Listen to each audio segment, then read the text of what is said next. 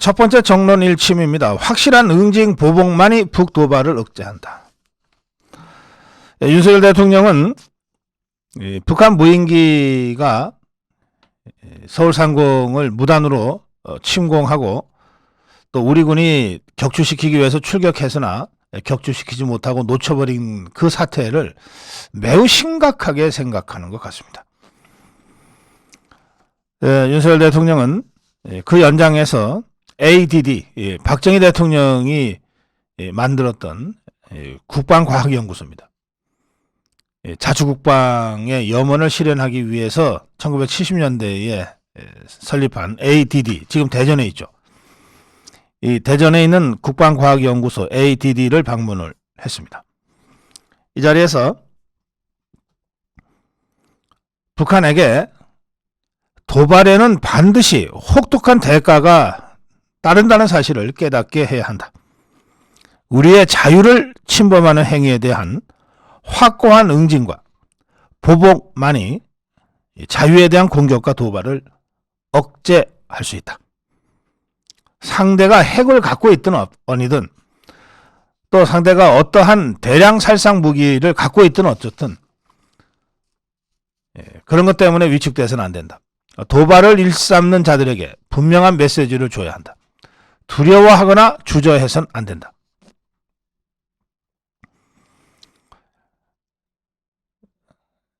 윤석열 대통령은 이날 전쟁이라는 단어를 모두 8차례 언급하면서 이 의지를 아주 강력하게 밝혔습니다.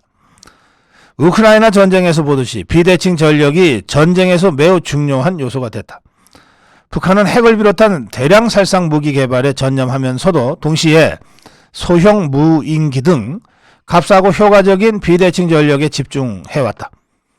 북한 무인기에 대한 전반적인 대응 체계, 무인기뿐 아니라 우리 영공을 침범하는 모든 비핵 물체에 대한 전반적인 대응 체계를 재검토해서 미비점을 신속하게 보완하라.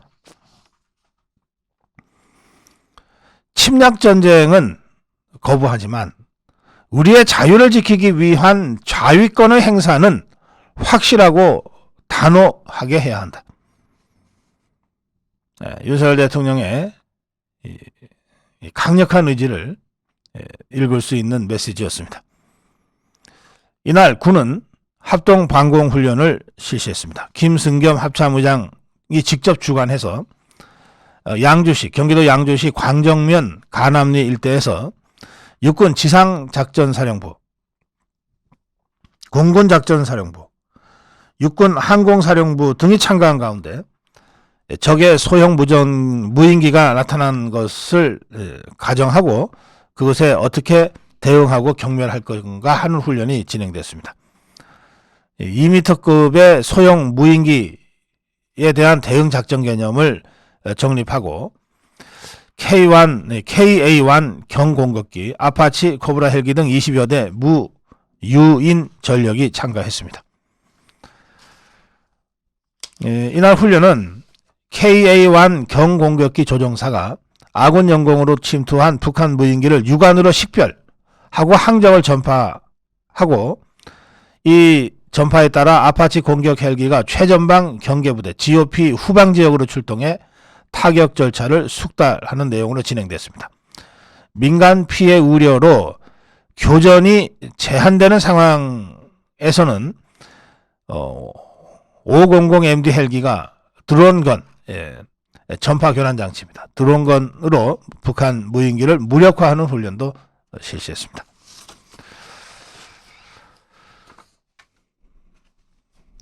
다음으로 가겠습니다.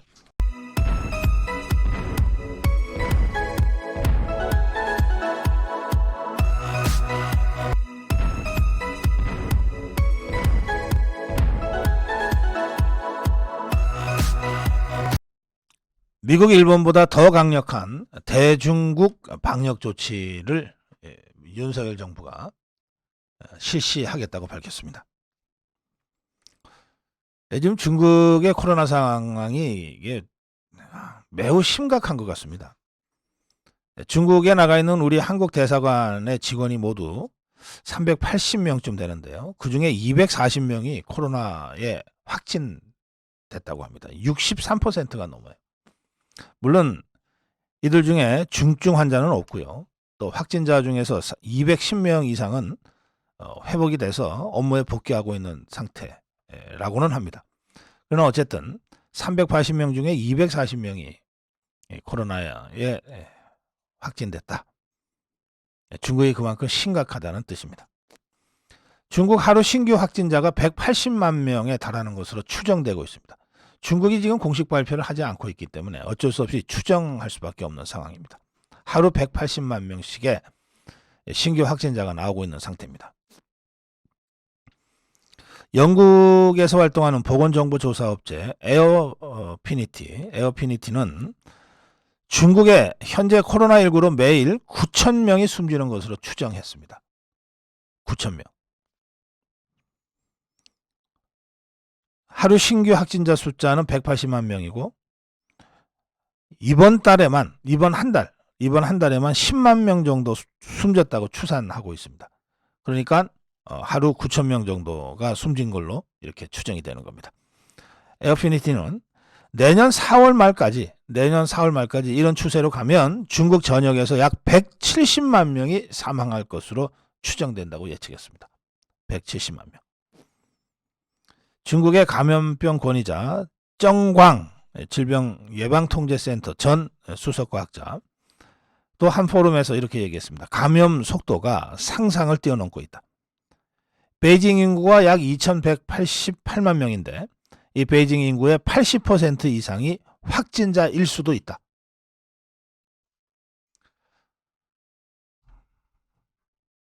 네, 이런 상황이기 때문에 전 세계가 중국발 코로나 재유행, 각종 변이 바이러스에 의한 재유행에 대비해서 강력한 대중 방역 정책을 실시하고 있는데 우리 정부, 윤석열 정부는 미국이나 일본보다도 더 강력한 방역 조치를 발표하고 시행할 예정입니다.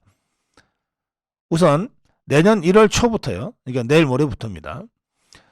중국발 입국자 전원에게, 중국에서 오는 사람들 전원에게, 중국인이건 외국인이건 또는 우리 국내 한국인이건 중국에서 오는 사람들 전원에게는 입국 전, 입국 후 코로나 검사를 의무화하겠다고 했습니다.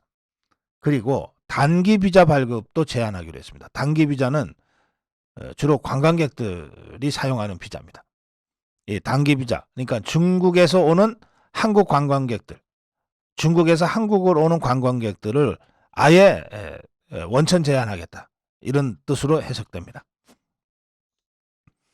또 팬데믹 이후에 우리나라와 중국 사이의 항공이 팬데믹 이전에 비해서 5% 수준으로 떨어졌거든요. 100대 날아가다가 5대만 날아다니는 건데 이 5%까지도 더 축소하겠다는 겁니다.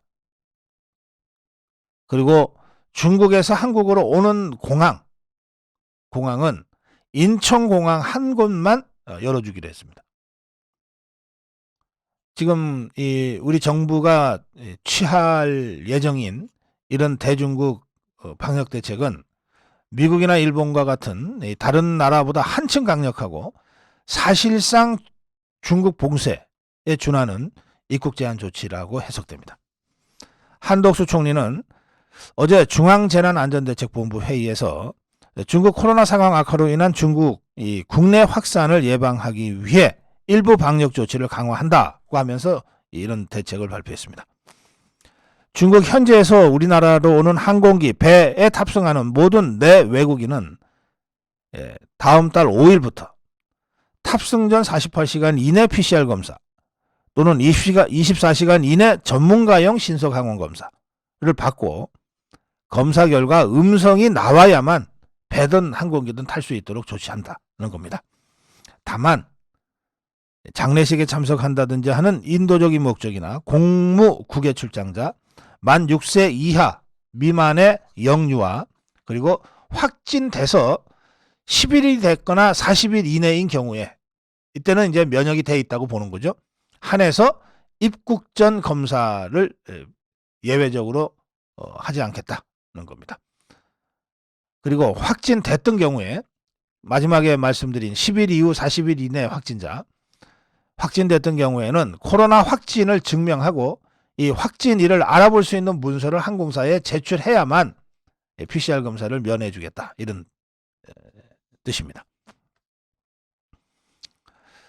다음 달 2일부터 모든 중국발 입국자는 입국 후 하루 안에, 입국 후 24시간 이내에 PCR 검사를 받아야 합니다.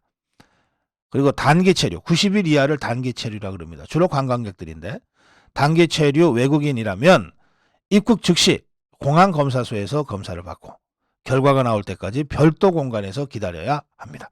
대개 뭐 15분에서 한 3, 40분 정도. 네. 내국인이나 장기 체류 외국인은 입국 후 24시간 이내에 거주지 관할 보건소에서 검사하고 결과 확인 때까지 자택에서 대기하도록 의무화했습니다. 또 이 조사 결과 양성이 나오면 검체 채취일로부터 7일간 의무 격리하도록 했습니다. 이번 여러 조치에서 눈에 띄는 부분이 단기 비자 발급 제한입니다. 외교, 공무, 필수적 기업 운영, 인도적 사유 등을 제외하고는 우리나라로의 단기 여행자 비자 발급이 일체 중단된다는 뜻입니다. 그러니까 중국으로부터 오는 관광객들은 사실상 봉쇄되는 겁니다. 이 비자 제한 조치는 일단 1월 31일 다음 달 말까지 시행하고 상황에 따라서 연장할 수 있도록 했습니다. 그리고 현재 중국에서 오는 항공기는 인천, 부산, 김해, 대구, 제주 공항 등 4개 공항으로 도착하는데, 이게 효율적인 검역 관리를 위해서 다음 달 2일, 내일 모레부터는 인천공항을 통해서만 들어올 수 있도록 조치했습니다. 또 중국발 입국자, 중국에서 오는, 우리나라로 오는 입국자는 탑승 전에 검역정보 사전 입력 시스템 Q코드의 이름, 여권번호, 이메일과 함께 국내 주소지와 국내 연락처를 입력하도록 했습니다. 이걸 성실하게 적지 않으면 탑승 안 시키겠다는 겁니다. 내년 1월 21일, 이게 우리나라에서는 설 명절이죠.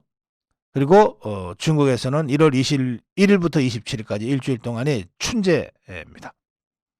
이 춘제는 뭐 일주일이라고는 하지만 거의 보름 이상 중국 사람들이 전체가 수십억 명이 이동하는 그런 대규모 명절인데요.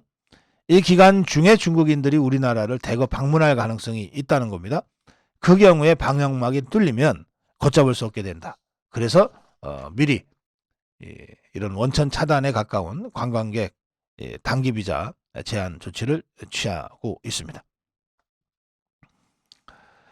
2020년에 코로나 사태 초기에 중국발 여행객에 대한 입국 제한 조치가 필요하다고 하는 수많은 경고와 조언이 있었습니다. 그런데 당시 문재인 좌파 정권은 시진핑이 눈치 보느라고 골든타임을 놓쳐버렸어요. 지영미 질병관리청장은 이렇게 얘기합니다. 우리나라는 중국과 인접해 인적 교류가 매우 많은 나라다. 2020년에도 중국의 영향을 가장 많이 받았다. 그래서 우리가 얼마나 고생했느냐. 선제적으로 입국 전후 검사를 꼭 해야 한다. 한편 이 정부는 중국에서 감기약 풍기 현상이 일어나고 있는 것에 대해서 이와 관련해서 이제 국내 감기약 사재기가 벌어지지 않았습니까? 이걸 하지 못하도록 단속 강화에 나서기로 했습니다. 복지부와 식약처가 다음 주 중에 약국 감기약 판매 제한 수량 기준을 마련하고 감기약을 사재기할 경우에 판매자와 구매자 모두를 처벌하겠다는 사실을 다시 강조했습니다. 관세청도 공항공사나 우정사업본부 등과 공동으로 감기약 국외 밀수 단속, 우리나라로부터 중국으로 밀수되는 이것을 단속하겠다고 나섰습니다. 이런 정부의 방침에 맞춰서 대한약사회 최광훈 약사회장은 감기약 수급 안정화 대국민 캠페인을 전개하겠다. 이번 캠페인은 감기약의 수급 안정을 위한 약사회의 자발적 조치다. 이렇게 강조했는데 약사회가 각국 약국에 비치하고 붙이도록 한 안내문에는 이렇게 되어 있습니다. 감기약 등 호흡기 관련 의약품을 3일치에서 최대 5일치 분만 구매하고 필요 이상 구매하지 않도록 안내하고 권장하는 내용입니다. 3년 전에 시진핑이 눈치 보느라고 어이없이 뚫려버린 방역, 이번에는 미국이나 일본보다도 더 강력한 방역 조치를 선제적으로 시행함으로써 이번에는 뚫리지 않도록 윤석열 정부 각별히 긴장하고 대처해 나가기를 바랍니다. 다음으로 가겠습니다.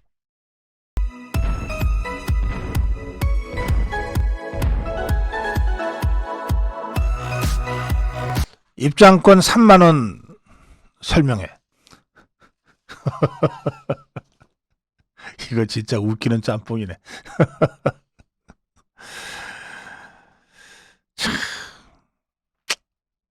예. 중국이 해외에 비밀경찰서 운영한다는 의혹이 국제적으로 지금 문제가 되고 있지 않습니까? 이미 수십 군데에 그 비밀경찰서로 추정되는 기관이 문을 닫거나 쫓겨났죠. 한국에도 있다는 국제인권단체의 발표가 있었고 그 한국에서 비밀경찰서로 운영된 것으로 추정되는 그런 중국 음식점이 지금 뭐 문을 닫니 내부 수리를 하니 뭐 갈팡질팡 우왕좌왕 해왔습니다. 며칠 동안. 이것이 송파구에 위치한 동방명주라는 식당입니다. 이 식당의 대표라는 자, 왕해군이라는 자인데 이 자가 기자회견을 열었어요. 모든 대회 발표 일정을 31일로 정했다는 겁니다. 내일 발표하겠다는 거예요. 이 식당 앞에 전광판이 있는데 이 전광판에는 진실을 위한 중대 발표를 한다. 진심을 은폐하는 추악한 세력을 폭로한다. 한국 정치를 조종해 한중 우호를 파괴하고 있다. 뭐 이런 등등의 문구를 전광판을 통해서 내보내고 있다고 합니다. 자, 그런데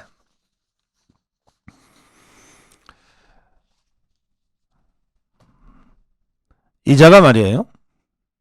내일 설명회라고 하는 걸 하면서 설명회 그래봤자 기자회견이죠. 그리고 기자들의 질문에 답변하겠다는 건데 구체적인 시간과 설명의 형식은 아직 확정되지 않았고 추후 별도 공지하겠다고 하면서 이게 갑자기 무슨 정부기관처럼 나서고 있습니다. 그러면서 이 설명회에 들어와서 취재하거나 설명회를 방청할 인원을 100명으로 제한했어요. 여기가 중국인 줄 아나 이것들이?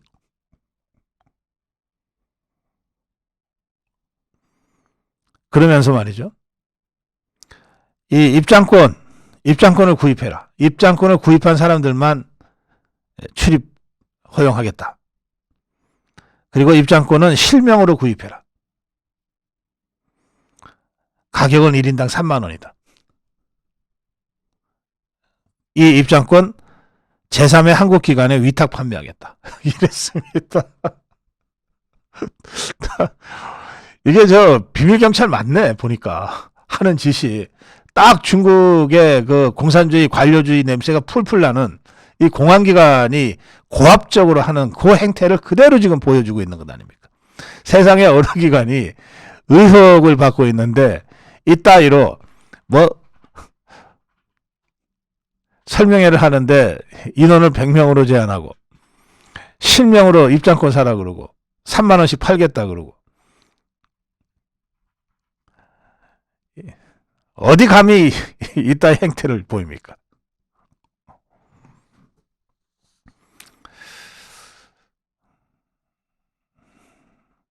그러면서 언론인들 올해 8월 19일 한중 수교 30주년 한중 언론인 친목회 제가 출자해서 동방명주에서 개최했는데 잊으셨나?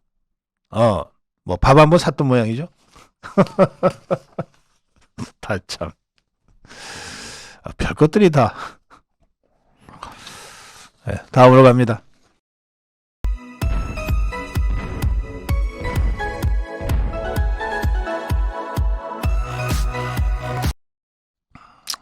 제정신 아닌 자가 또 하나 있는 것 같습니다. 코레일 사장 나희승이라는 자입니다.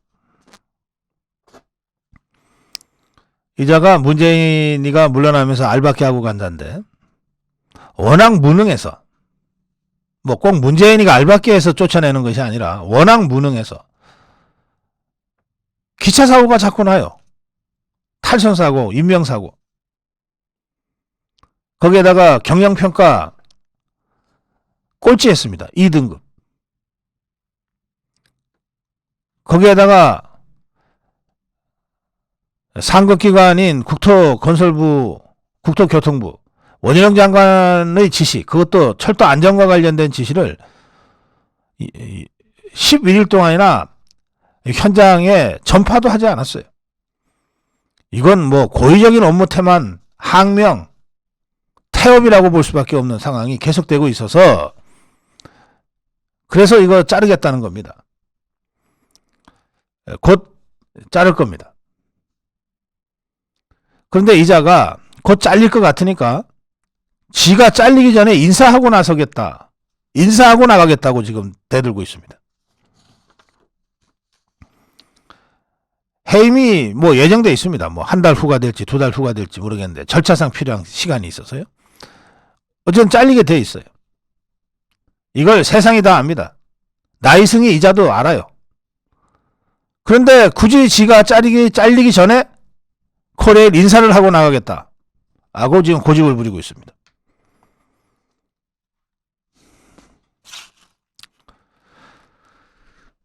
국토교통부는 말도 안 되는 소리 하지 마라. 곧 잘릴 네가 인사하고 나가면 후임 사장이 와서 그 사람들 때문에 또 고생하게 돼 있지 않냐. 그냥 나가라. 이런 입장입니다. 그런데 코레일 안에서는 이미 철도 노조가 지원하는 사람이 나이승이가 대거 요직에 임명하고 나갈 거다. 나이승의 최측근 A라는 자가 본부장이 될 거다. 뭐 이런 얘기들이 계속 돌아다니고 있다는 겁니다. 자, 이게 제정신이 아니죠. 이런 정도로 뭘 해보겠다고 하면.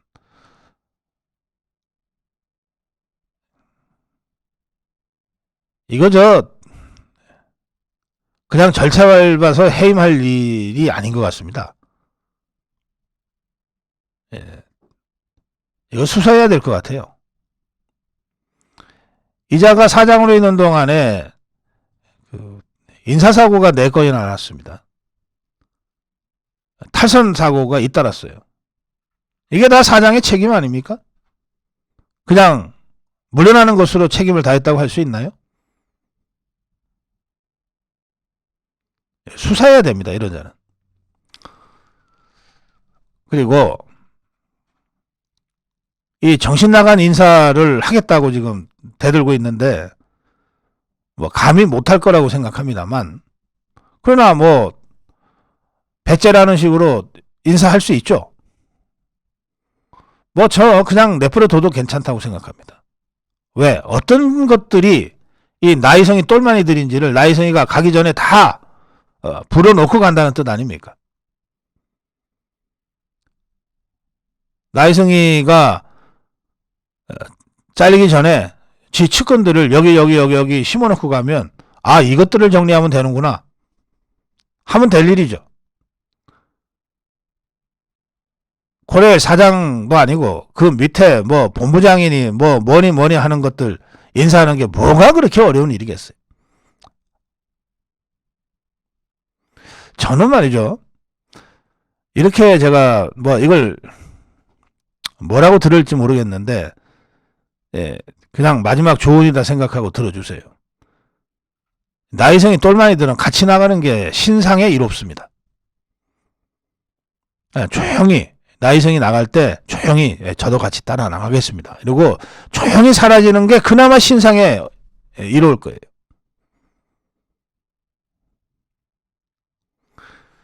잘 새겨 들으시기 바랍니다. 자, 다음으로 갑니다.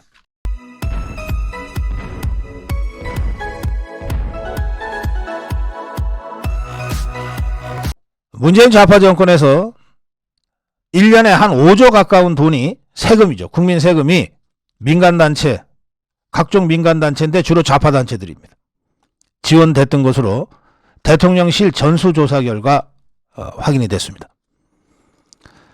박근혜 정부 마지막 해의 보조금은 3조 원대였던 것으로 알려져 있는데, 이 대통령실은 문재인 좌파 정권 들어서 2조 가까이가 연간 증액된 거 아닙니까?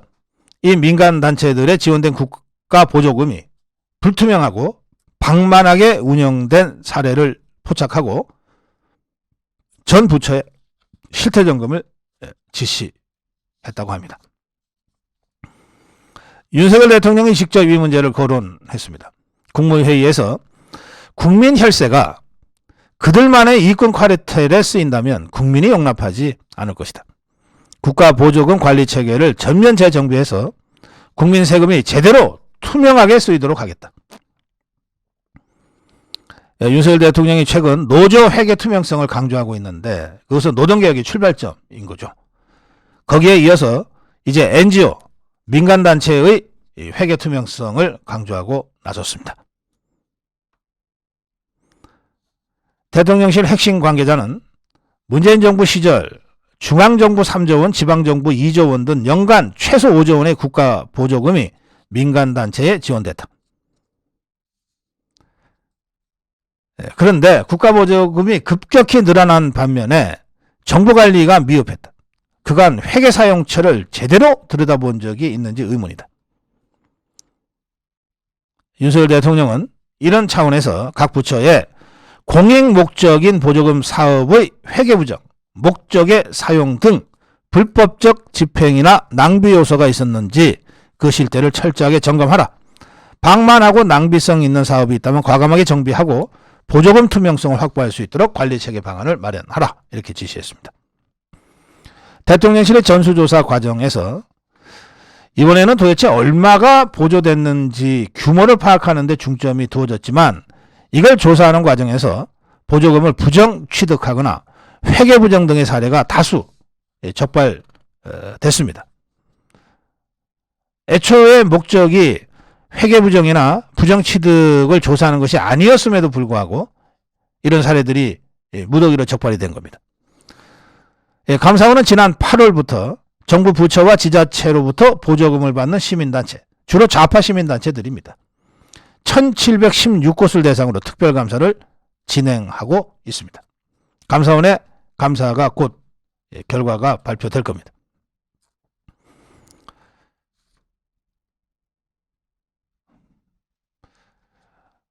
여권 관계자는 민간단체의 공적 책임성을 강화하는 핵심 방안 중 하나가 회계 투명성 강화다.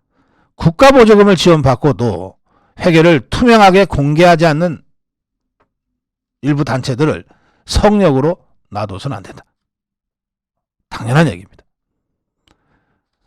이 대다수가 아직 공식 발표가 없으니까 제가 추정할 수밖에 없는데 이 대다수가 문재인 좌파 정권 하에서 이 국가 보조금을 눈먼 돈처럼 마음대로 쓰고 행사했던 이 대다수의 민간단체들이 좌파 민간단체들이라고 제가 추정합니다. 그래서 이들은 NGO가 아니라 Non-Governmental Organization, NGO, 비정부기관, 비영리기관이라는 명예로운 호칭으로 부를 것이 아니라 기생충들로 불러야 한다. 국민의 혈세를 빨아먹는 기생충들로 불러야 한다. 기생충은 박멸해야 합니다. 그래야 우리가 건강해지는 겁니다. 애초에 이 시민단체 NGO들은 우리 사회의 소금과 빛이 되려고 자발적으로 헌신하는 사람들로 이루어졌습니다. 우리 사회를 건강하게 만들기 위해서, 그 건강한 사회를 지속적으로 유지하기 위해서 시민단체, NGO 활동이 필요하다. 이게 국민적 합의였어요. 그런데 수십 년간에 걸쳐 이 좌파 시민단체들이 야금야금 국가 영역에 침투하고 좌파 정권 하에서 번성하면서 이것들이 전부 기생충으로 전락했어요. 그래서 이것들을 그냥 놔두면 정말 우리 사회가 병을 앓게 됩니다. 이미 병을 숱하게 알아왔어요. 아주 심하게 알아왔어요. 이제는 이 기생충들을 박멸해야만 우리 사회가 건강을 되찾을 수 있을 그런 상태까지 왔습니다. 차제에 노조회계 투명성과 같은 차원에서 민간단체 회계 투명성을 강력하게 확보해서 기생충들이 아예 발붙일 수 없도록 그렇게 만들어 가야 되겠습니다. 이것이야말로 노동개혁과 함께 추진해야 될 시민사회 개혁이다. 그렇게 말씀드립니다. 다음으로 가겠습니다.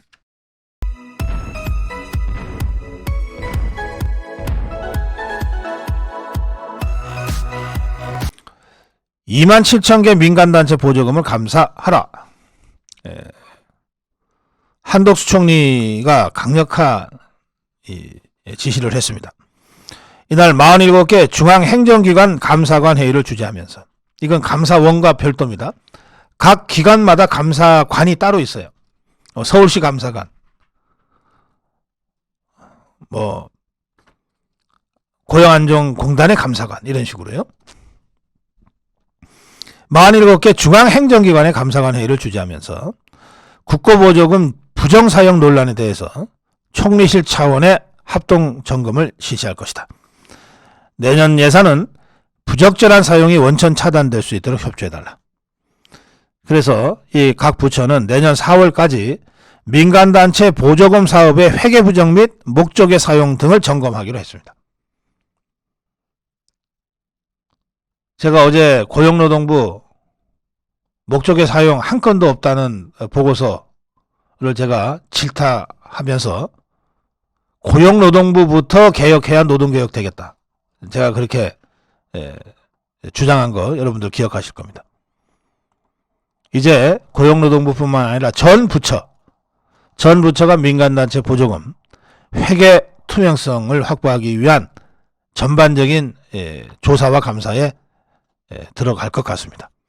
박문규 국무조정실장은 민간단체에 지급하고 있는 보조금이 연간 5조 원을 상회하고 지원받는 단체도 27,000여 개에 이르는 만큼 그 규모에 걸맞도록 투명한 관리 시스템을 마련하겠다고 밝혔습니다. 국민의힘 주호영 원내대표는 문재인 좌파 정권 집권 동안 국가부채가 무려 400조가 늘어서 1000조가 넘었는데, 이런 식으로 국가 빚을 내 자기들과 친한, 자기들을 돕는 이런 좌파 시민단체들에게 펑펑 쏟아붓고 제대로 감사조차 안 한 그간의 실체가 드러난 것이다. 이 국고보조금, 친민주당 성향 좌파 시민단체의 돈줄이었다 해도 과언이 아니다. 성일정 정책위 의장, 올해에만 약 5조 5천억 원의 국민혈세가 지원됐다. 지방정부와 기업들의 지원 규모까지 합하면 천문학적 금액이 될 것으로 예상된다. 우리 국민의힘 당은 세금이 국민과 사회를 위한 비영리 민간단체에 제대로 지원이 되고 정부가 보조금을 제대로 관리할 수 있도록 보조금법 개정에 대해 적극 검토하겠다. 더불어민주당 좌파들은 지금 꿀먹은 뭡니다. 그런데 더 놔두면 안 되겠다 싶었는지 김현정이라는 자, 대변인인데요. 회계 투명성이라는 허울을 앞세워서 정부의 비판적인 시민단체들에 대한 길들이기를 하려고 한다. 짤막하게 한 줄 논평을 했습니다. 아마 하기 싫은데 좌파 시민단체 눈치 보느라고 할 수 없이 한마디 한 것 같아요. 자, 목적 외 사용. 이 보조금을 목적 외에 사용했다는 뜻은 뭐냐면 횡령 배임했다는 뜻입니다. 감옥에 갈 짓 했다는 뜻이죠. 국민 세금을 목적 외에 부당하게 사용했다는 거 아닙니까? 횡령 배임죄를 저질렀던 것 아닙니까?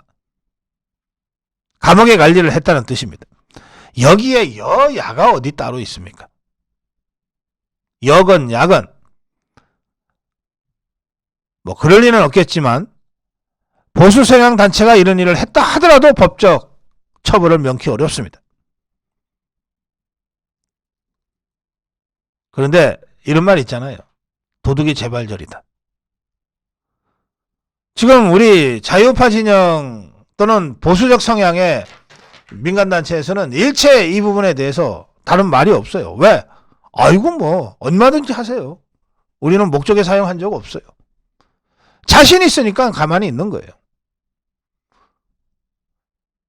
그런데 이 좌파 단체들 그리고 그 좌파 단체들의 뭐 압력을 받았는지 뭐 어쨌든 더불어민주당이 이런 식으로 시비를 걸고 나서는 것은 지발이 저리기 때문에 그런 거예요.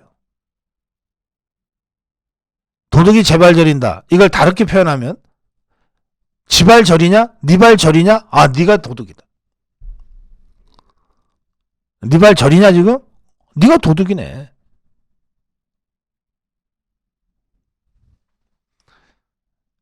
예, 2만 7천 개 민간단체에 대한 회계 투명성 확보를 위한 전반적인 조사 감사 아주 강력하게 밀어붙여야 된다. 내년 4월까지 조사하고 그 실체를 분명하게 국민들 앞에 공개해야 한다. 총리실 좀 총력전을 펼쳐주길 바랍니다. 다음으로 가겠습니다.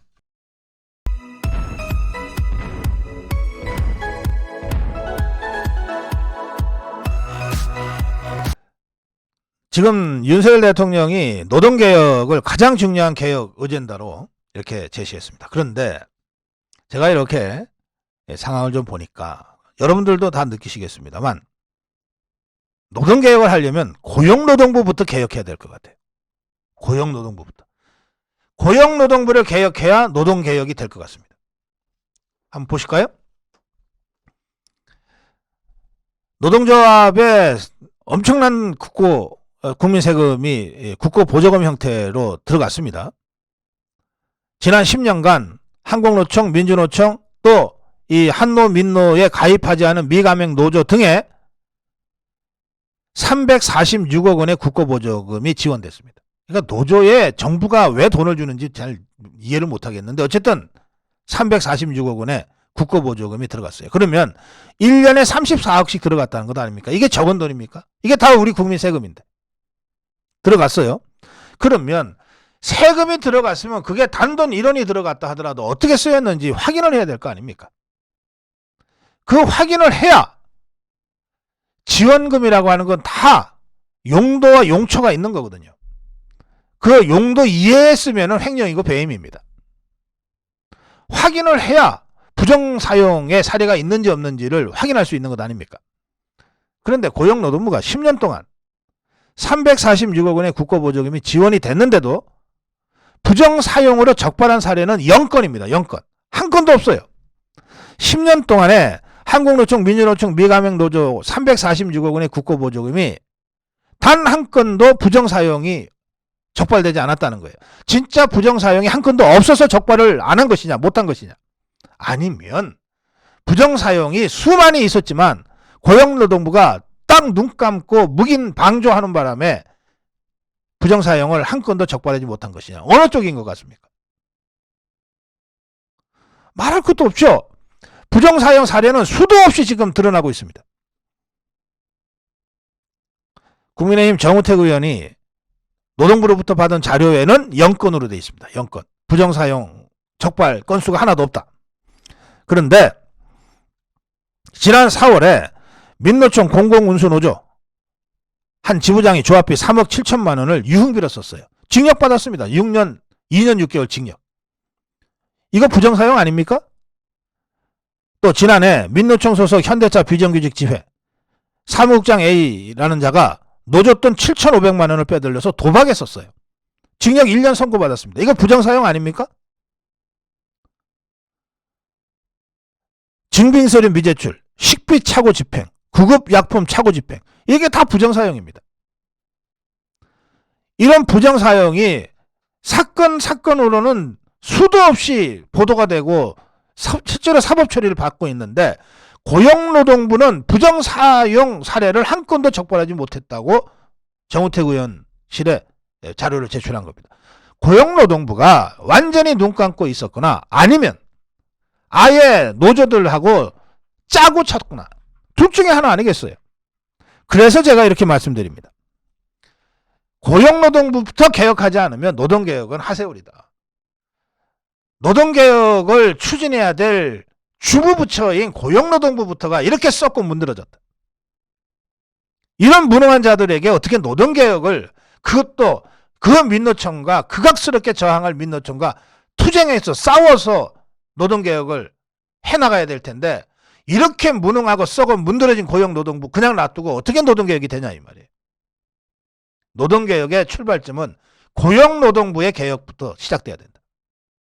고용노동부 이정식 장관 교체를 하든지 질책을 하든지 하다못해 고용노동부 제대로 부처부터 개혁하지 않으면 어떻게 하겠다든지 뭐 이렇게라도 해서 고용노동부부터 개혁해야 한다.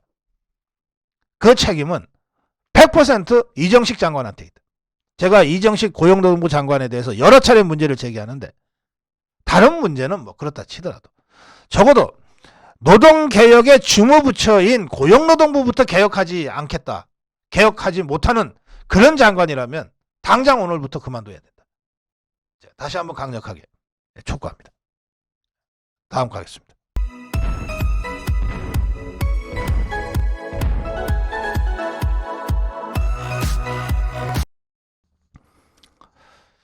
김명수의 반발에서 사법부의 최고 엘리트들이라고 불리는 재판연구관들, 대법재판연구관들이 지금 줄사표를 내고 있습니다. 이러다가 김명수 정리하기 전에 사법부가 완전히 와해되지 않을까 하는 걱정이 들 정도입니다. 대법원 재판연구관. 이게 그 진짜 실력 있는 중견 판사들이 이 일들을 합니다. 대법원 재판연구관. 재판연구관이 어떤 사건과 관련해서 의견을 올리면 대법원도 그 의견을 따르는 확률이 90% 이상이라고 합니다. 대법원의 대법관들은 자기와 함께 일하는 재판연구관들의 의견을 10번 중에 9번은 받아들인다는 뜻입니다. 그 정도로 대법원 재판연구관은 영향력이 크고 또 실력이 출중합니다. 그야말로 엘리트 판사들의 그 승진 코스죠. 이 대법원 재판연구관을 지내면 그 다음에는 고등법원 부장판사, 법원장, 그리고 대법관이 되는 경우가 많았습니다. 그러니까 이런 핵심적인 보직을 근데 왜 사표들을 낼까요? 이것은 김명수라는 자가 고등법원 부장판사 승진제도를 폐지해버리고 법원장 후보 추천제 같은 이른바 사법부 인사 포퓰리즘을 통해서 한 400~500명 정도 되는 이 좌파 판사들 중심으로 이 사법부를 운영해 오고 앞으로도 그렇게 하겠다고 하는 이 김명수의 이 파행적인 인사에 항의하는 뜻으로 이 대법원 재판연구관들이 사표를 내고 있다는 겁니다. 최근에 법원행정처는 내년도 초에 정기 인사에 대비해서 일선 판사들에게 정기 인사를 할 건데 사직할 판사들한테 미리 사직을 하라, 이렇게 사직원을 받았습니다. 대법원 재판연구관 4명이 이 사직원을 냈다고 합니다. 또 다른 한두 명도 법원을 떠나겠다고 지금 말하고 있다고 합니다. 지난 1, 2월 정기인사 때도 재판연구관 5명이 사직을 했는데 이번에도 또 재판연구관이 최소 4명에서 한 6명 가까이가 사직을 한다고 하니 사법부의 중견 판사들, 특히 그 엘리트 판사들이 전부 옷을 벗고 나가는 상황. 이것이 김명수가 대법원장으로 있으면서 지난 5년여 동안 무슨 짓을 했는지를 아주 단적으로 보여주고 있는 사례다, 이렇게 볼 수 있습니다. 재판연구관 출신의 한 부장판사는 이제 재판 열심히 한다고 법원장이 된다는 보장이 없지 않느냐. 에이스 판사들이 법원에 남아있어야 할 이유가 사라졌다. 이 대법원 재판연구관 뿐만 아니라 서울 고법판사 최소 9명이 사의를 밝혔는데 이 고법판사들 중에는 연수원 수석 출신 정수진 판사, 민사법의 실력자 노재호 판사 등도 포함되어 있다고 합니다. 한 부장판사는 문재인 좌파 정권 때 김명수가 정권 편들기 재판을 계속하고 임성근 전 고법부장을 민주당의 탄핵에, 억지 탄핵에 넘기는 모습을 보면서 사법부에 계속 몸담고 있는 것에 대한 환멸을 느낀 사람들이 많다고 전하고 있습니다. 김명수를 정리해야 되는데 실력 있고 인품 좋은 이 엘리트 판사들이 먼저 이 법원을 떠나는 상황이라서 이거 김명수 빨리 정리해야 되겠습니다. 사법부 완전히 무너지기 전에 김명수부터 정리해야 된다. 네. 다음으로 가겠습니다.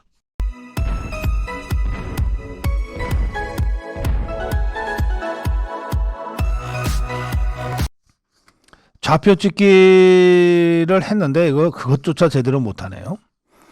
더불어민주당이 정말 웃기는 짓을 했습니다. 이재명을 수사 중인 검사들의 이름, 직책, 얼굴, 사진 이런 걸 갑자기 공개를 했어요. 이걸 자료로 만들었습니다. 당에서, 홍보국에서. 그래갖고 이 자료를 당원과 지지자들한테 뿌렸어요. 아예 조직적으로 한 겁니다.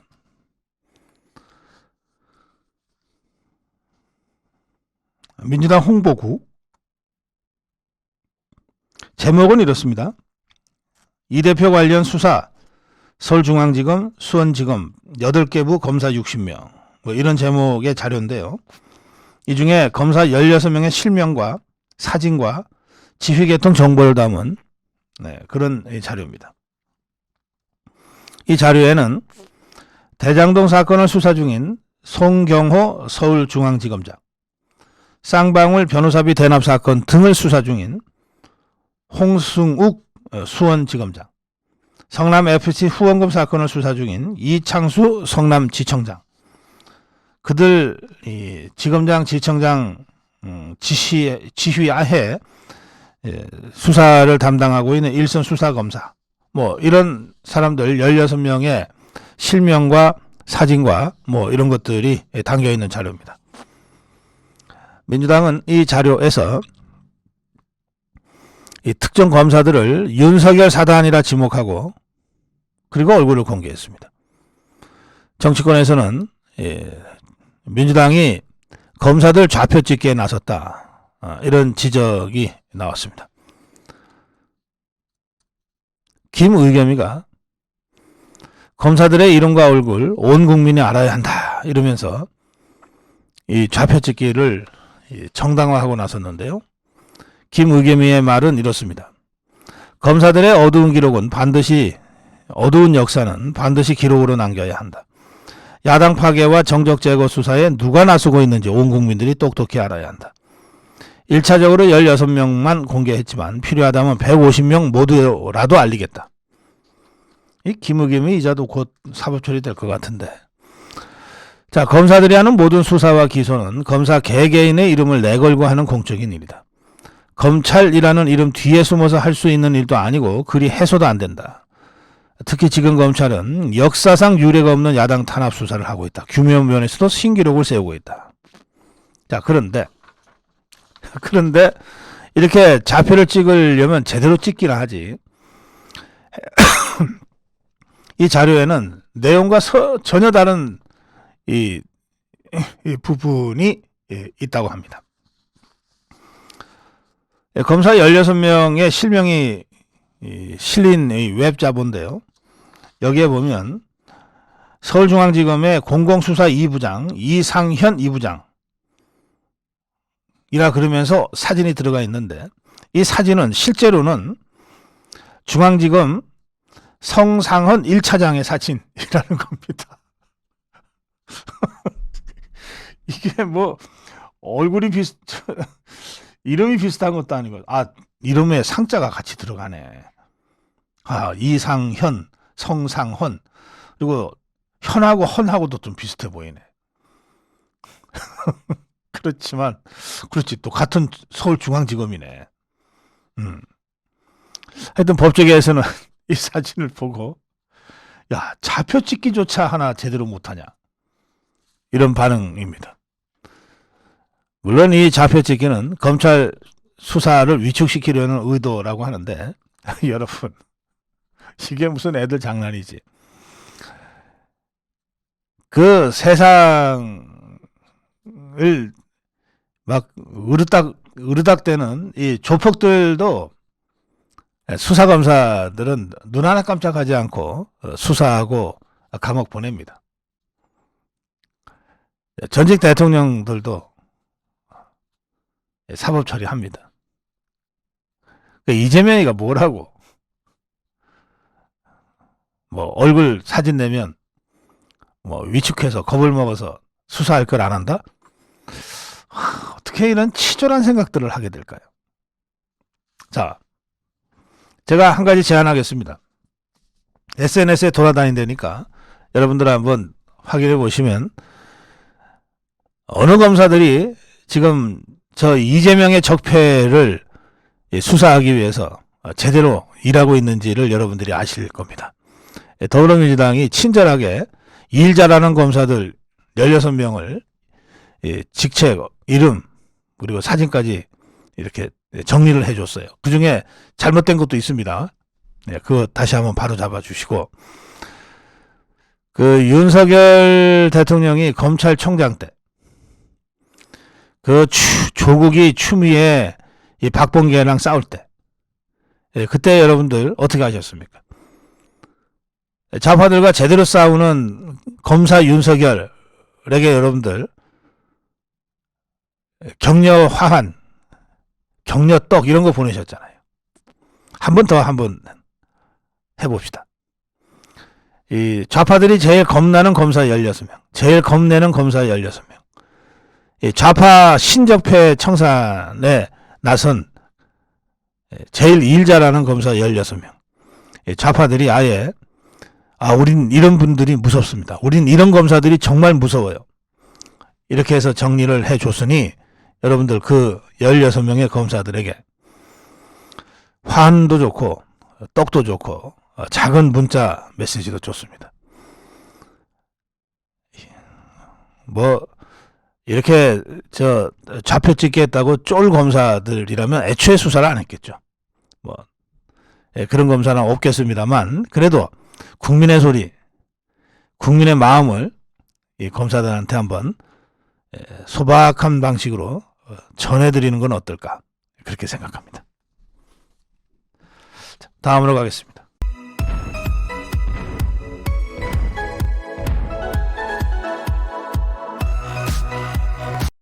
(1년) 내내 방탄국회를 열 기세다. 더불어민주당이 다음 달 8일 임시국회가 종료된 직후에 곧바로 새 임시국회 소집을 하겠다고 합니다. 우리가 정치개혁 차원에서 1년 상시국회를 얘기한 적이 있습니다만 그 상시국회는 일하는 상시국회지 이재명이 감옥 안 보내려고 방탄하는 상시국회는 아니었습니다.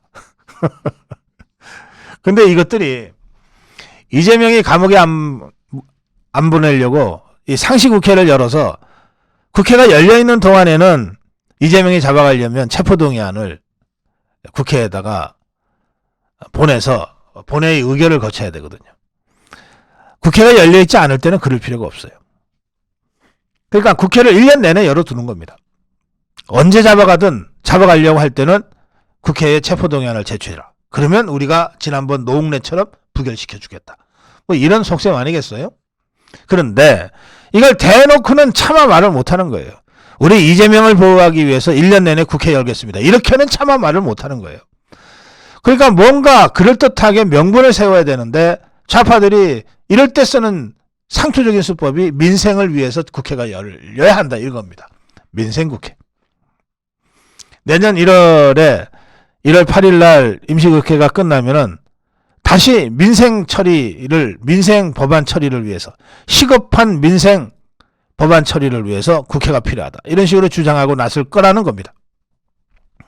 민생을 앞세워서 민생을 볼모로 잡아서 사실상 이재명을 보호하겠다. 이재명을 방탄하겠다. 이런 얄팍한 상투적인 수법을 더불어민주당 좌파들이 하겠다는 거예요. 민주당의 법률위원장 김승원이라는 자 아주 솔직하게 자기 속내를 드러냈습니다. 임시국회 마무리 이후에 이재명 대표에 대한 소환 또는 구속영장 청구 시나리오로 진행될 것이라고 우리가 더불어민주당이 긴장감을 갖고 보고 있다. 그러니까 그걸 막기 위해서 우리는 국회를 열겠다. 이 말입니다. 그래서 제가 어제 국회의원 특권 내려놓기, 국회의원 특권 폐지, 200개 넘는 국회의원 특권 폐지를 총선 공약으로 전면에 내걸고 선거해라. 국민의힘. 그러면 압도적 다수로 이길 수 있다. 제가 그렇게 논평을 했는데 이 200개 넘는 국회의원 특권 중에 이거 집어넣어야 되겠어요.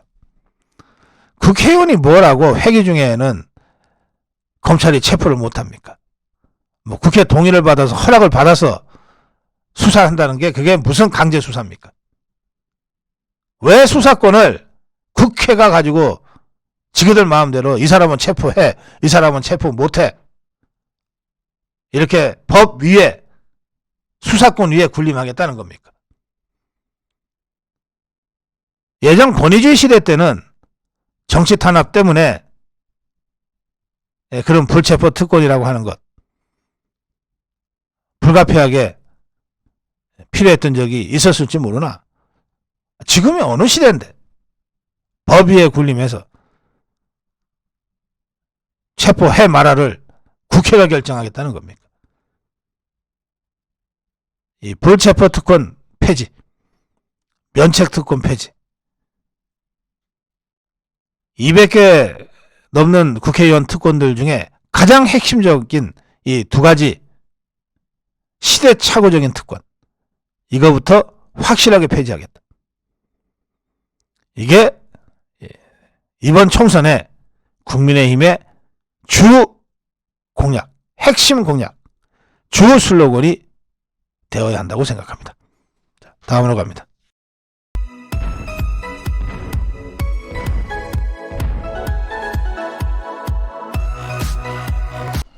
예우.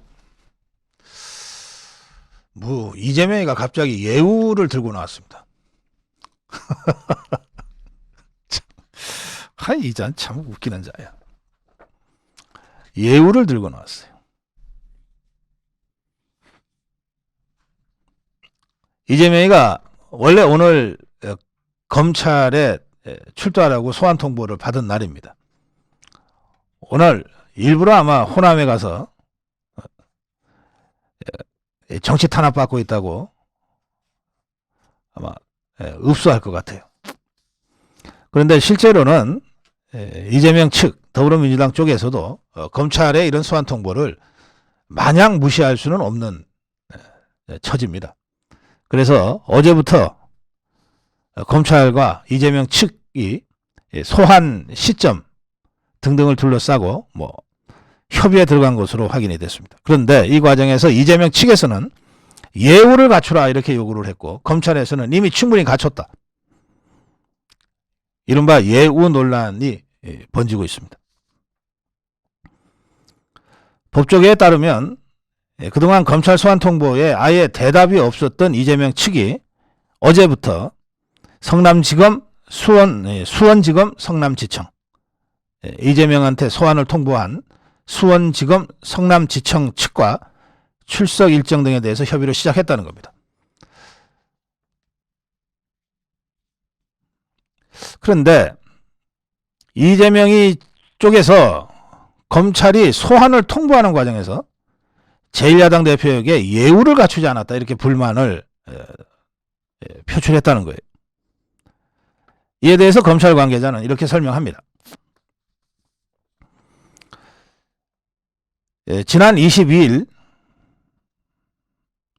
이재명 측에다가 소환 통보를 했는데 그 전날 21일 성남지청 형사 3부 유민종 부장검사가 이게 이제 수사팀장이죠.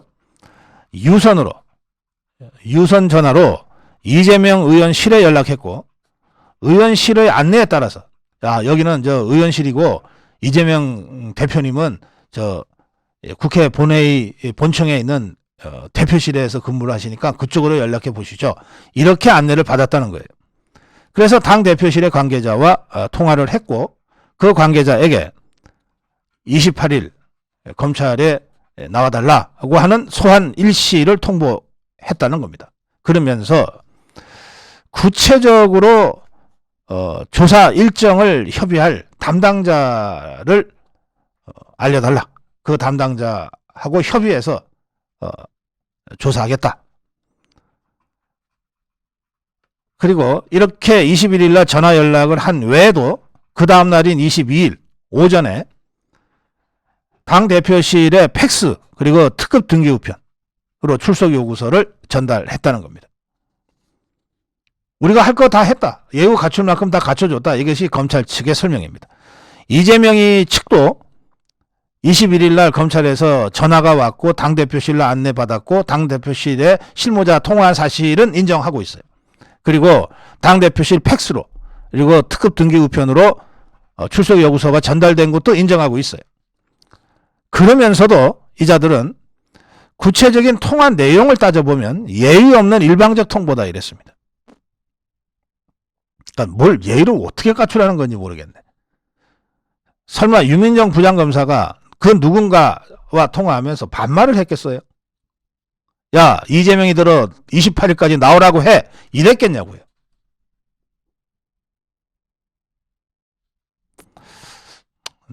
내가 전화했으면 그렇게 했을 텐데. 우리 검사들이 그런 의미에서 예의와 예우는 깍듯하게 갖추면서 수사합니다. 이재명의 한 측근은 이런 얘기를 했어요. 수사를 직접 하는 부장검사가 아니라, 그러니까 유민정 부장검사가 수사팀장입니다. 수사를 직접 하는 부장검사가 아니라 성남지청장이 당대표 비서실장에게 연락해 예우를 갖춰 말할 수도 있는 것 아닌가 이랬어요. 성남지청장이 이재명이랑 직접 통화하는 것도 아니고 이재명이 비서실장하고 해야 예우가 갖춰지는 것이다. 이런 얘기입니다.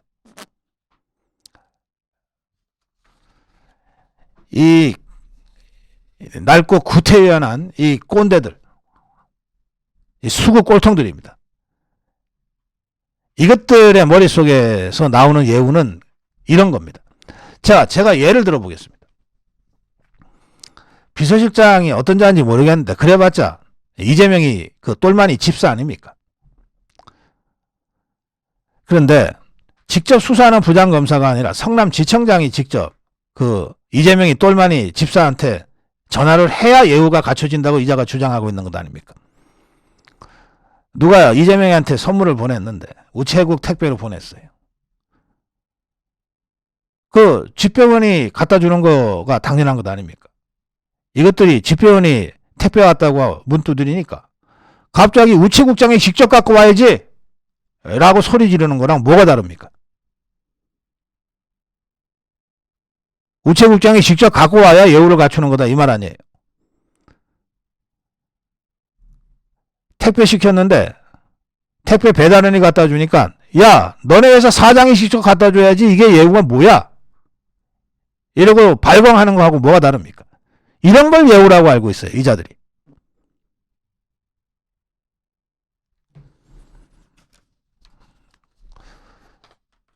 저는 이 종북 주사파 이미 수십 년 전에 죽어버린 이 공산주의 그 변종인 종북 주사파에 물든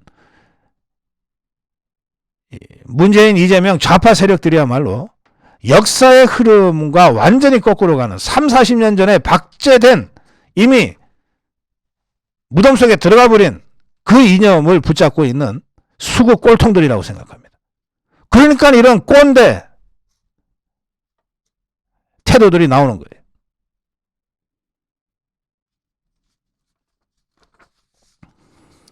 검찰은 황당하다는 반응입니다. 그렇죠. 저나 여러분이 다 황당한데 직접 당사자인 검찰이 얼마나 황당하겠어요. 28일에 소환하려고 하니 일정 협의를 할 담당자를 정해달라고 일주일 전부터 요청했는데 아무 대답이 없어서 그래서 원칙적으로 통보한 것이다. 일방적인 통보가 아니다. 예우 갖출 만큼 다 갖춰줬다.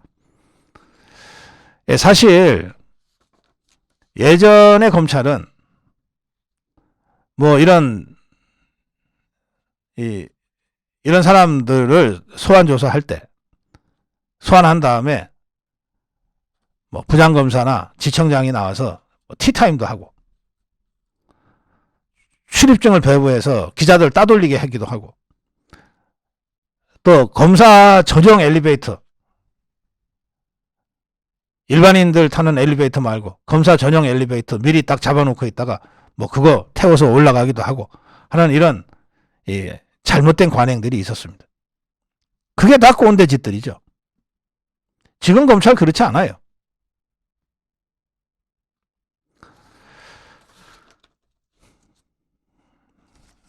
그야말로 예우 운운하는 이재명 측 더불어민주당 좌파들의 수구 꼴통 꼰대짓들.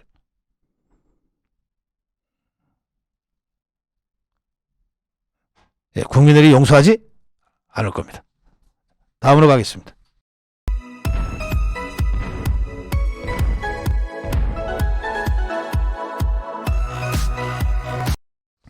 나한테 왜 그랬어요? 이게 어디 영화 대사에 나오는 모양이죠? 어느 영화예요? 이병헌 나오는 나한테 왜 그랬어요? 나한테 왜 그랬어요? 유동규가 이재명이한테 이렇게 묻고 싶답니다. 나한테 왜 그랬어요? 유동규의 말입니다. 동아일보 인터뷰인데요. 예전에는 이재명이가 자기가 불리해도 진실만을 말하는 사람이라고 내가 잘못 생각했어요. 야, 그렇게 비겁한 사람인지 이제야 알았습니다. 유동규가 이재명에 대해서 하는 말입니다. 그렇게 비겁한 사람인지 이제야 알았습니다. 시민을 이롭게 하겠다는 이재명의 말만 믿고 돈이라도 마련해 주려고 했어요. 그런데 그렇게 비겁한 사람인지 이제야 알았습니다. 내가 이재명이를 만나면 나한테 왜 그랬어요? 말해봐요. 라고 묻고 싶습니다. 대장동 개발 사업과 관련해서 유동규는 확실하게 이렇게 얘기했습니다. 협잡한 것이 맞다. 정상적으로 진행하지도 않았고 공정하게 진행하지도 않았다. 협잡했다. 그리고 당시 성남시에서 일어난 모든 개발 사업은 모두 이재명이가 직접 최종 승인했다.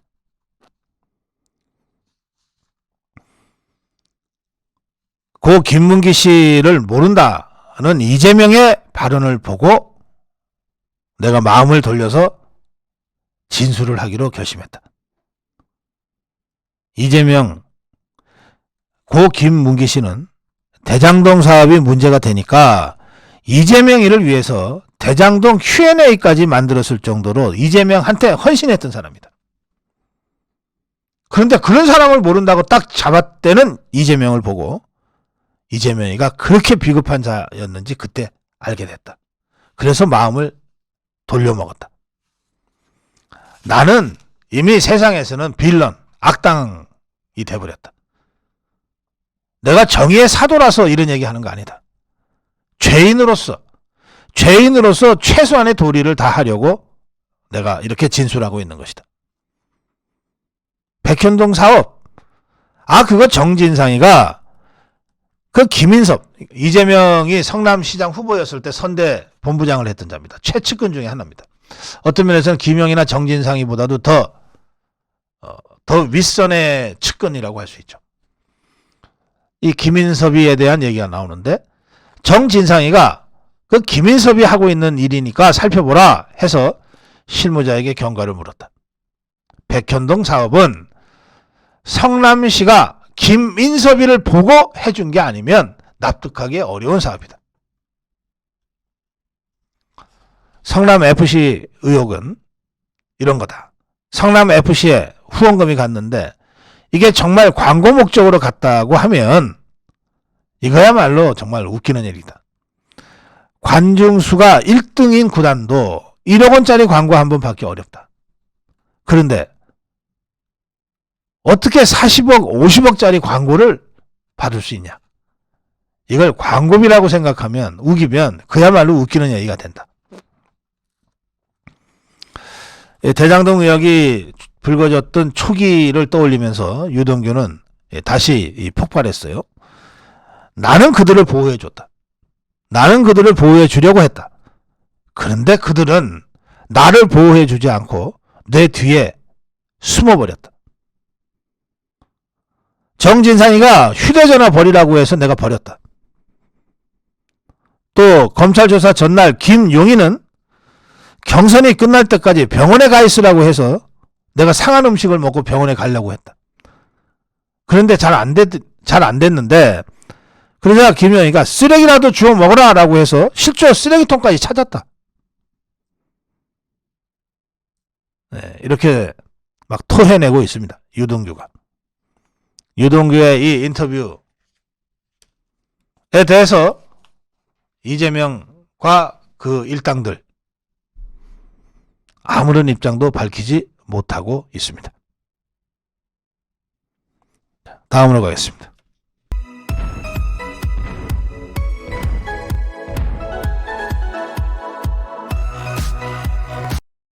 네, 이래서 석사 논문을 반납하려 했구나.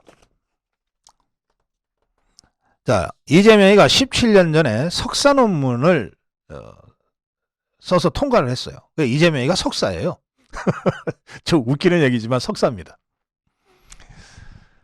제가 석사 논문 쓸 때 진짜 고생했던 기억이 나네요. 이재명이 같은 자가 석사라고 하니까 진짜 개나 소나 다 석사하는 세상이 됐구나 싶기도 합니다. 이 17년 전에 이재명이가 쓴 석사 논문은요.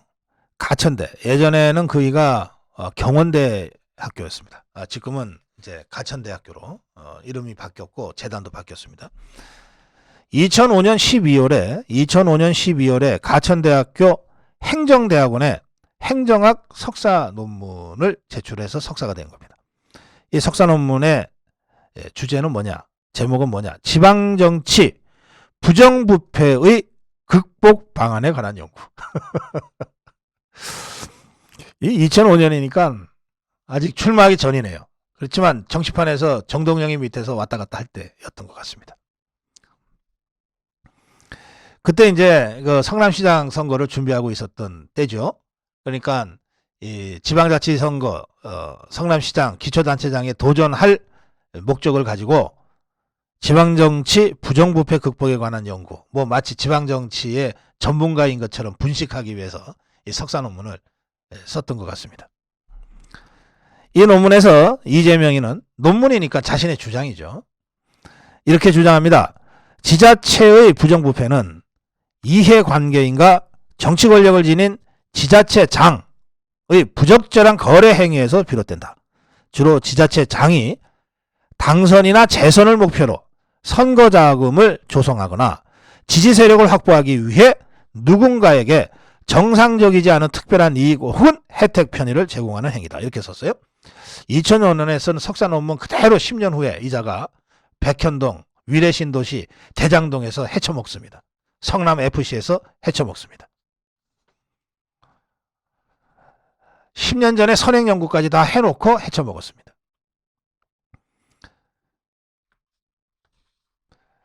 이 17년 전에 이재명이가 쓴 이 논문, 왜 예전에 조국이 이 사태가 벌어졌을 때 적조라는 말이 유행했었죠. 조국의 적은 조국이다. 이게 이적입니다. 이재명의 적은 이재명. 보십시오. 이 논문대로, 이 논문에 이재명이가 또 뭐라고 그랬냐면, 부패 행위를 저지른 지자체장은 엄벌에 처해야 한다 이랬습니다. 이 논문의 주장이에요. 이재명의 주장입니다. 지방정치인의 부패 행위에 대한 관대한 처벌은 부패 행위의 유인이 되기 때문에 예방을 위해서라도 엄정하게 처벌하는 것이 타당하다. 징역 이상의 형을 선고받아 피선거권을 박탈당하는 정치적 제재 이외에는 제재 방법이 없다. 또 그 안에 김혜경의 법인카드 유용과 관련된 것도 미리 이 논문에다 써놨어요. 뭐라고 썼냐? 지자체의 부패 행위는 곧바로 적발이 어렵기 때문에 내부 고발자에 대한 보호가 필요하다. 이 김혜경 법카 유용 사건, 이거 다 이재명 카드 유용 사건이기도 한데, 이거 내부 고발자의 고발로 이게 세상에 드러났잖아요. 이 내부 고발자에 대한 보호가 필요하다는 거예요. 왜? 지자체 부패 행위는 곧바로 적발이 어렵기 때문에. 다 써놨어요.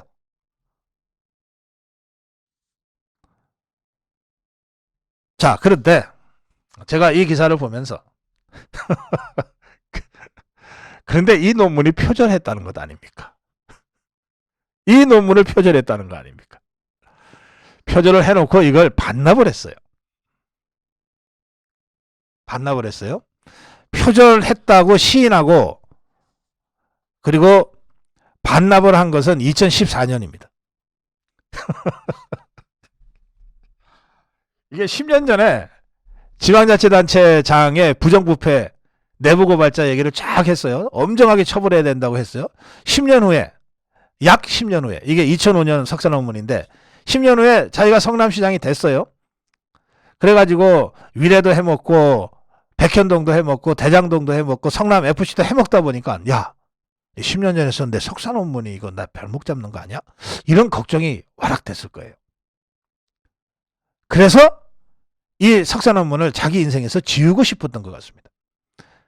그런데 울고 싶은데 뺨 때려주는 격으로 2014년에 야, 그거 표절 아니야? 라고 하는 시비가 붙은 거예요. 자, 한번 보겠습니다. 이재명이가 가천대 석사 논문이 표절 시비에 휘말리자, 그래, 표절이 맞다. 그래서 내가 학위를 반납하고 이력에서 깨끗이 지웠다. 이게 2021년에 대통령 선거 후보 때 한 말입니다. 이 말은. 그러면 이게 언제 이 석사 논문을 반납했냐? 2014년 1월입니다. 가천대에 따르면 2014년 1월에 이재명 당시 성남시장이 가천대 측에다 내용 증명을 보냈어요. 내용 증명. 행정대학원 석사 학위를 반납하겠다. 논문 때문에 정치적 논란에 휩싸이고 싶지 않다. 그러자 당시 이미 야, 이재명이 석사 논문 표절 아니야 라고 해서 연구윤리위원회를 열어서 표절 여부를 조사하고 있던 가천대학교는 본인이 반납한다고 하는데 표절 여부를 심의할 이유가 없지 않냐 해갖고서 이 연구윤리위를 중단해 버렸어요. 그런데 행정대학원 석사학위는 반납은 안 된 것 같습니다. 왜냐하면 내용 증명까지 보내서 반납하겠다고 했지만 학칙상 석사학위 논문 반납 절차가 없다는 거예요. 가천대학교에. 그래서 이재명이 이자는 지는 내용 증명 보내서 반납 의사를 밝혔지만 아직 법적으로는 가천대학교 석사학위 수여자입니다. 가천대 관계자는 이렇게 얘기합니다. 석사 논문이 유효하다는 결론을 이재명이에게 당시에 개별 통지하지는 않았지만 이미 보도자료를 배포했고 관련 기사도 다수 나왔기 때문에 이재명이도 지금 가천대학교 석사라고 하는 것을 알고 있을 겁니다. 이게 가천대학교의 설명이에요. 이게 나중에 대통령 선거 때 다시 문제가 되자 이재명이가 뭐라고 그랬냐. 표절 논란이 있었다. 엄밀하게 말하면 표절이 맞다. 그래서 문제가 있다고 인정하고 학위를 반납하고 이력에서 깨끗이 지웠다 이랬어요. 이자의 말을 그대로 다시 얘기하면 이렇게 됩니다. 표절이라고 하는 건 뭐냐면요. 다른 사람의 연구 성과를 훔쳤다는 뜻입니다. 뺏겼다, 훔쳤다. 뺏긴 게 훔친 거지. 다른 사람의 연구 성과를 훔쳤다는 거예요. 도둑질했다는 겁니다. 도둑질. 그래서 이게 논란이 되니까 너 도둑질했지? 하니까 맞아, 나 도둑질했어. 에이, 나 돌려줄게. 이제 됐지? 라고 한 거 똑같습니다. 그런데 여러분, 도둑놈이 도둑질한 거 돌려주면 도둑놈이 아닙니까? 이미 도둑질한 범죄 행위는 기정사실화되어 있는 거예요.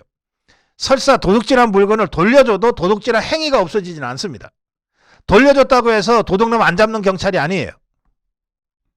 물론 정황은 참조할 수 있겠죠. 이 사람 도둑질을 했어. 감옥에 보내야 되는데 5년형을 때려야 되는데 훔친 물건을 돌려줬대. 그러면 5년 살릴 거 3년만 살리자. 이렇게 양형상 참고 자료는 되겠지만 도둑질한 행위 자체가 없어지는 건 아니에요. 이자는 이력에서 깨끗이 지웠다고 하는데 안 지워졌어요. 여전히 가천대학교 석사입니다.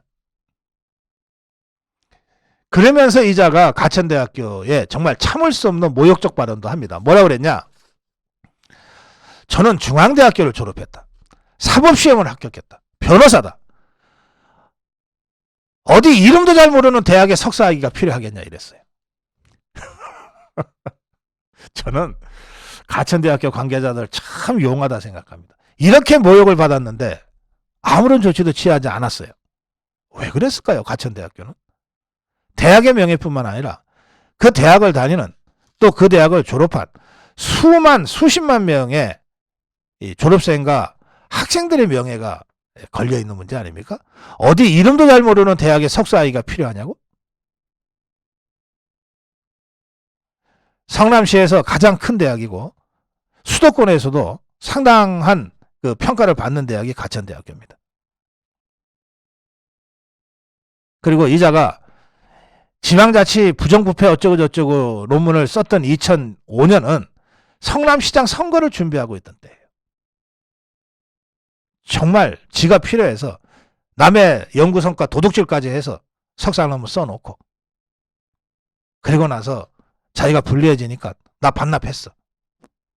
어디 이름도 모르는 대학 석사학위가 필요하겠냐고 라고 자기가 다니고 자기가 석사 논문을 얻은 그 대학에 침을 뱉어버린 거예요. 그래서 제가 이렇게 정리합니다.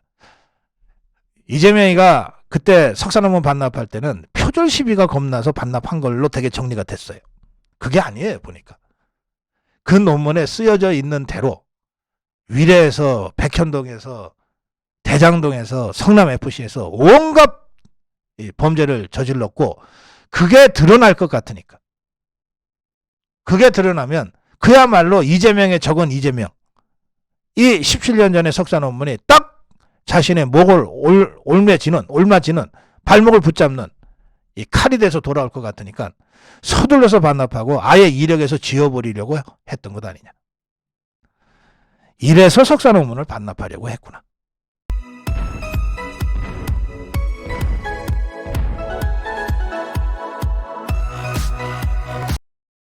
공기관 임원 86%는 문재인의 쫄개들이다. 윤석열 정부가 출범한 지 7개월이 지났어요. 그런데 여전히 공공기관 임원들의 86%는 문재인이한테 임명장 받은, 문재인이가 물러가기 전에 알박기 해놓은 자들이라고 합니다. 국민의힘의 윤한홍 의원이 기재부로부터 받은 공공기관 경영정보 공개 시스템 자료에 따르면 그렇습니다. 이번 달 15일 기준으로 350개 공공기관 임원 중에 문재인 좌파 정권 하에서 임명된 사람들이 전체 3,080명의 86.2%인 2,655명을 차지하고 있다고 합니다. 윤석열 정부가 출범한 후 7개월 동안 임명된 임원은 불과 313명, 10.2%에 불과하고 112자리는 아직 공석으로 있다고 합니다. 대통령이 직간접적으로 기관장에 대한 임명권을 행사할 수 있는 공공기관, 공기업은 36곳, 준정부기관 94곳, 기타 공공기관 220곳, 총 350곳인데 이 350곳의 공공기관의 기관장, 상임이사, 비상임이사, 감사, 비상임감사, 이 임원수가 모두 3,080명 정도 된다는 겁니다. 그런데 윤석열 정부 출범 후에 임명된 임원이 불과 10.2%에 불과하다 보니 공공기관이 새 정부의 국정기조와 엇박자를 내거나 전문성을 갖추지 못한 자들이 자리를 차지하고 있다는 지적이 계속해서 나오는 겁니다. 원경한 대한석탄공사 사장, 석탄 전문성 전혀 없는 경찰 공무원 출신입니다. 총선에서 민주당 소속으로 나갔다가 낙선된 다음에 석탄공사 사장에 임명됐습니다. 나희승 코레일 사장, 철도 전문가가 아니고 남북철도 연결 전문가. 윤형중 한국공항공사 사장, 정기환 마사 회장, 올해 2월에 임명됐어요. 올해 2월에.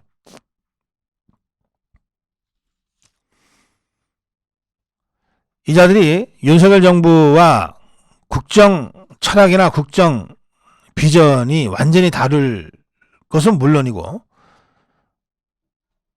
경영 능력도 형편없들 없어요. 나이승이가 코레일 사장 취임한 후에 코레일에서만 18건 사고가 났습니다. 4건의 사망사고, 14건의 탈선사고. 나이승의 코레일은 경영평가 최하 등급인 2등급을 받았습니다.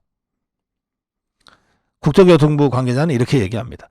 현 정부와 국정 철학을 맞느냐 안 맞느냐 이거 따지기 전에 이렇게 무능한 자가 기관장으로 계속 있는 것 자체가 이게 말이 안 된다. 또 대선 직전에 임명된 마사회 정기환 이자는 직원들을 상대로 말도 안 되는 무리한 감사를 벌여서 스스로 논란을 자초했습니다. 지난해 11월에 부임한 원경환 대한석탄공사 사장 이자는 서울경찰청장을 더불어민주당 문재인 좌파 정권 하에서 지냈는데 이자가 석탄공사 사장 공모할 당시에 짜집기 자기소개서를 제출하고도 최고점을 맞았어요. 당연한 얘기입니다. 마사회 석탄공사 경영평가 낙제점 받았습니다. 강원내대 이삼걸이라는 자가 지금 사장으로 있는데 강원내대 사장 선임된 후 방만한 경영, 호화 해외 출장 문제가 불거졌습니다.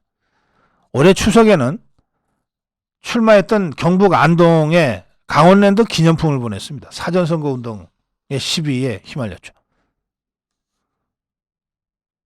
한국공항공사 윤형중 사장.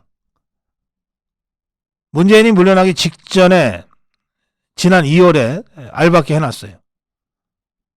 그런데 이 자는 공항의 공짜도 잘 모르는, 공항이 뭔지도 잘 모르는 자입니다. 청와대, 문재인 정부 청와대 국가안보실 사이버 정보비서관, 국가정보원 1차장 지냈어요. 비행기는 자주 타고 다녔는지 모르겠는데 공항을 뭘 압니까?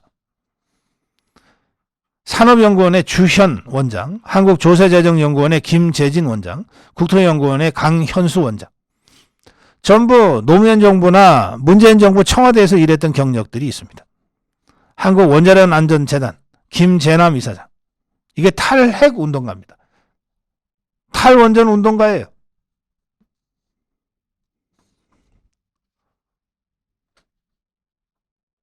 예금보험공사 뭐 이런 이 상대적으로 연봉이 많은 곳 전부 민주당 출신 알박기들입니다. 기관장은 그래도 가끔씩 이렇게 제가 문제라도 제기하죠. 그 기관장 밑에 이사 감사로 딱 포진해서 대가리 쳐받고 복지부동하고 있는, 복지 안동하고 있는 이 자들은 뭘 어디서 뭘 하고 있는지도 잘 파악이 안 될 정도입니다. 이런 것들이 350개 공공기관에 3천여 명의 이 임원들 중에 2,600여 명이 아직도 그러고 있는 겁니다. 도대체 윤석열 정부 도대체 뭐 하냐? 이렇게 우리가 비판하지만 임기조항 내세워서 저렇게 버티고 있는데 윤석열 정부가 이걸 하나하나 경영평가를 통해서나 또는 감사원 감사를 통해서 또는 이러저러한 사법적 조사와 수사를 통해서 걸러내는 데는 시간이 걸리지 않을 도리가 없습니다. 이 자들 뭐 걸릴 땐 걸리더라도 하여튼 한 달이라도 더 있어서 월급 한 번이라도 더 받고 나간다. 이런 심산으로 버티고 있는 자들입니다. 그야말로 기생충들입니다. 그야말로 기생충들이에요. 야, 이거 예전 같으면은 회충약이나 듬뿍 먹고서 한 번에 그냥 퇴치할 텐데 이놈의 기생충들은 말이죠. 내성이 강해요. 내성이. 하나하나 쏟아내지 않으면 정리가 잘 안 됩니다. 이럴 때 제일 효과적인 것은 내부 고발입니다. 내부 고발. 공익제보. 이 알바키 기생충들 쏟아내는데 내부 제보와 공익 제보로, 내부 고발과 공익 제보로 여러분들 윤석열 정부에 힘을 좀 보태주시기 바랍니다.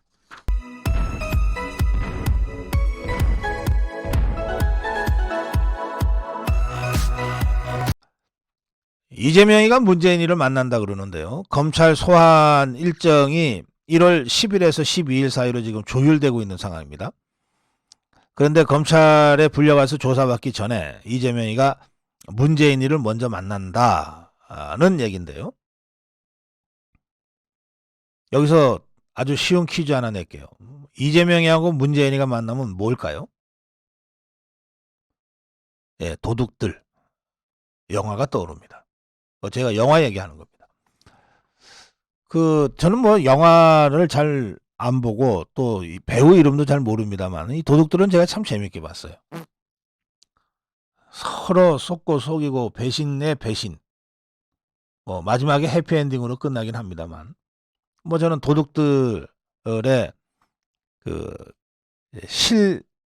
민낯을 잘 보여준 영화다 이렇게 해서 재밌게 봤는데 그 영화에 김윤석, 이정재 그리고 김혜수, 전지현 이런 탑 배우들이 나오죠. 이 배우들한테는 참 미안한 얘기지만 이재명이하고 문재인이가 만난다. 이 보도를 보는 순간 제가 도둑들 영화가 먼저 떠올랐습니다. 이재명과 문재인이 만나면 뭘까? 도둑들. 1월 2일쯤 만날 것 같습니다. 지금 이재명이가 뭐 전국에 돌아다니면서 지지자들을 규합해서 나 검찰로부터 탄압받고 있다. 나 잡혀갈 것 같다. 여러분들이 날 좀 살려달라. 이러고 이제 울고 다니면서 호소하는 걸 읍소라 그러죠. 예, 그걸 하고 있는데 그 1월 1일, 2일은 부울경을 도는 모양입니다. 예, 돌면서 자연스럽게 문재인이도 만나고 온다. 뭐 그런 얘기입니다. 예, 그런데 이런 이재명이의 행보를 문재인이 쪽에서 아이 우리한테 오지 마라 이렇게는 얘기 못하는 것 같은데 예, 친문계 쪽에서는 그래 지금 어려우니까 우리도 힘들다 그러니까 같이 싸우자 이런 의견이 있는가 하면 야, 너 괜히 자꾸 우리한테 와갖고서 우리까지 힘들게 하지 마 라고 하는 이 볼멘 소리가 의외로 많은 것 같습니다. 친문계 쪽에서 나오는 얘기 중에 하나는 이런 겁니다. 지금은 뭐 이재명이가 직접 수사받은 적이 없어서 그 공범들의 얘기만 보도가 돼서 우리가 지켜보고 있는데 막상 이재명과 관련된 팩트가 좀 나오면 그럼 그때부터는 우리도 우리 목소리를 낼 수밖에 없어.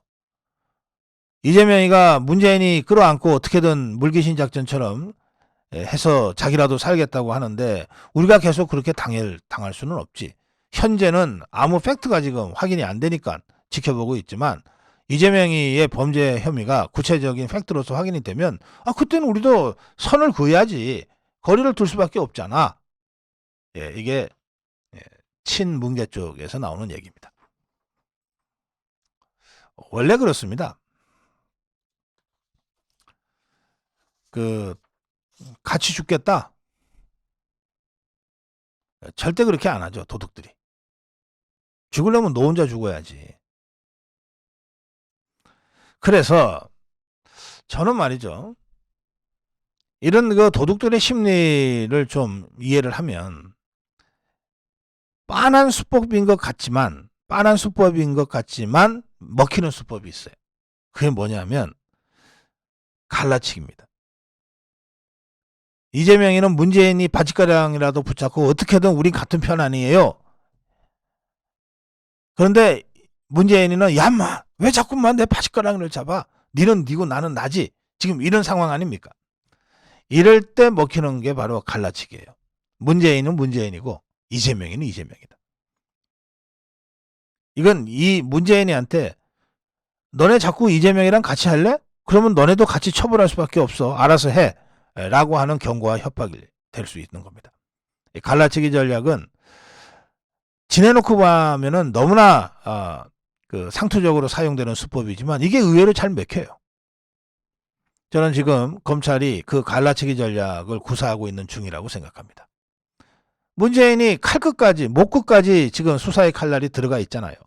울산 선거농단 사건이 그렇고 월성 원전 1호기 경제성 조작 사건이 그렇고 이 고 이대준 씨 월북몰이 사건이 그렇고 납북어부 귀순어부 강제 북송한 사건이 그렇고 이 문재인이를 조사해야 될 사건이 이재명이 이상으로 많습니다. 그런데 아직 문재인을 직접 겨냥하고 수사를 들이대지 않고 있거든요. 이런 상태에서는 문재인이도 야 잘만 하면 저 윤석열 정부가 이재명이만 치고 나는 봐줄 것 같은데 그런데 저게 자꾸 찾아와서 내 바짓가랑이 붙잡으니 참 어떡하지? 이렇게 만드는 효과가 있다고 저는 생각합니다. 갈라치기 전략. 이게 뻔한 수법 같지만 항상 효과를 보는 수법이에요. 또 한 가지 비슷한 얘기지만 시간차 공격이라는 게 있습니다. 배구에서 주로 나오는 것인데 상대의 블로킹 타이밍을 절묘하게 뺏어서 시간차 공격하는 거죠. 저는 이재명이든 문재인이든 대한민국 헌법을 유린하고 법을 어긴 자들이기 때문에 사법 처리는 결코 피해갈 수 없다. 전 그렇게 생각해요. 그런데 사법의 칼집을 잡은 것이 우리 아닙니까? 그러면 언제 누구를 먼저 칠지는 전적으로 우리의 판단인 거예요. 시간차 공격이 효과적입니다. 시간차 공격이 효과적입니다. 갈라치기 전략과 시간차 공격. 저는 이 검찰이 그런 의미에서 수사는 수사대로 엄중하게 하되 그 소환 시점, 기소 시점 이런 것들은 이 전반적인 상황을 고려하고 전략적으로 선택해야 된다 이렇게 생각합니다. 이원석 총장이 지금 그 고민들을 하면서 판 전체를 짜고 있는 것 아닌가 또는 그렇게 해야 된다 그런 주문을 제가 하고 싶습니다. 다음으로 가겠습니다.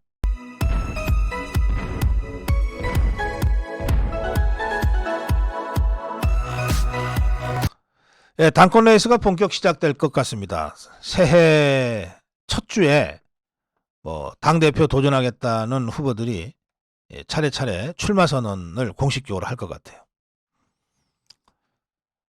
1월 6일 날 권성동이가 출마 선언을 할 계획이라고 합니다. 캠프 사무실도 차렸는데 윤석열 캠프 실무 관계자들을 초청해서 송년회를 가졌다고 합니다. 400여 명이 모여서 예비 출정식처럼 진행됐다고 하는데, 윤석열 캠프, 윤석열 대통령 후보 캠프에 모였던 사람들 다수가 권성동의 당대표 선거 캠프에 합류할 것이다. 이런 보도도 나옵니다. 한마디만 하죠.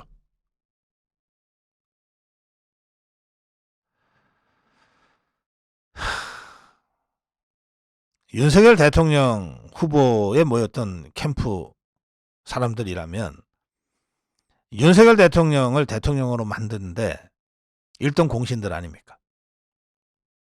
더 나가서 이들은 윤석열 대통령이 성공한 대통령이 되도록 몸과 마음을 다해서 헌신해야 될 의무가 있는 사람들입니다.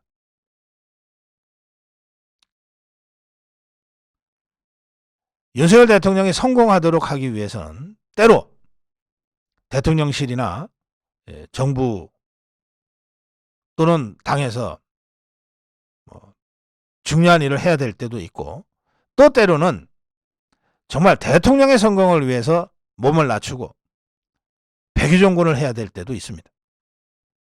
그러나 어떤 경우에도 대통령을 앞세우고 윤심을 팔아서 호가호위하겠다고 하는 자의 선거 캠프에 이름을 거는 일은 없어야 될 겁니다. 자제 좀 하세요. 자제. 그 정도 자제도 못해서 어떻게 윤석열 대통령을 성공시키겠다는 겁니까? 윤석열 대통령과 함께 했다는 것만으로도 충분히 명예롭고 충분히 무거운 책임을 져야 될 그런 운명에 처해 있는 사람들입니다. 자제하세요. 이 뭐하는 짓들입니까? 안철수는 설 연휴 전 출마 선언을 한다고 계획을 세우고 간결하고 효율적인 캠프를 꾸릴 예정이라고 하는데, 국민의힘 경력이 가장 짧은 후보이니만큼 당원들과의 스킨십을 늘리기 위해서 최대한 몸으로 뛰겠다, 이런 입장입니다. 안철수는 부산을 찾아서 이렇게 주장을 했습니다. 부산 지역의 당원들한테 총선에서 승리할 유일한 방법은 수도권과 2030 세대의 표를 가져올 수 있는 개혁적 당대표가 나오는 것이다, 이랬는데, 이게 참 곤란한 얘기입니다. 수도권과 2030 세대의 표가 중요하지 않다고 얘기할 사람은 하나도 없어요. 그런데 그 수도권 2030 얘기를 꼭 부산에 가서 해야 됩니까? 부울경 당원들 어떡하라고? 다 서울로 주소라도 옮기라고요? 저는 총선 승리의 필요 조건은 부울경의 완성이라고 생각해요. 부울경의 완성입니다. 대구 경북은 워낙 확고하기 때문에 제가 얘기를 안 하는 겁니다. 근데 부울경에서 우리가 좌파들에게 잠식 당하면 선거에 지는 거예요. 낙동강 벨트, 지난 6월 1일 지방선거에서 우리가 낙동강 벨트를 다 탈환했지만 그렇다고 국회의원 선거에서 우리가 가만히 있어도 이긴다는 보장 없어요. 부울경에 가서는 부울경의 전략적 중요성을 가지고 당원들과 만나야죠. 그런데 바로 그 부울경 당원들한테 서울이 중요하고 수도권이 중요하다고 얘기하러 내려갑니까? 틀린 말은 아니지만 말이라고 하는 것은 때가 있고 장소가 있고 그 말을 듣는 사람들이 있는 거예요. 좀 정제됐으면 좋겠어요. 김기현이는 1월 9일 뭐 캠프 발대식을 열 계획이라고 하면서 1월 5일 날 서울 송파을 뭐 배현진이 지역구에서 뭐 강연을 한다 그러는데, 당원 연수에서. 그런데 이 행사에 국민 공감, 이른바 친윤계 국회의원들 한 70명 가까이가 모인 공부 모임 국민 공감 소속 의원들이 대거 참석할 예정이라고 하고, 더 황당한 것은 다른 당권 주자들은 초청되지 않았다고 합니다. 당원들과 만나는 자리에 특정 대선 후보 한 명만 달랑 초청하고, 이른바 국민공감 소속으로 가장 자중자애해야 할 이 의원들이 대거 참석해서 마치 대통령의 마음이 김기현에게 있는 듯이 한번 이벤트 하겠다는 것 같은데, 대통령과 함께 대선을 치렀던 윤석열 캠프 사람들을 대거 포진시켜서 윤심이 나한테 있다고 윤심팔이를 하고 나서는 권성동이나 친윤계 의원들이 대거 모여있다고 알려진 국민공감 소속 의원들을 대거 동원해서 거기에 달랑 김기현이 혼자만 가서 으쌰으쌰 하겠다고 하는 김기현이의 윤심팔이나, 윤심팔이는 본질적으로 똑같지 않습니까? 권성동이나 김기현이나. 저는 말이죠, 지금 윤심팔이 하고 있는 바로 이 자들이야말로 대통령이 어려울 때 제일 먼저 등 보이고 도망갈 자들이라고 생각합니다.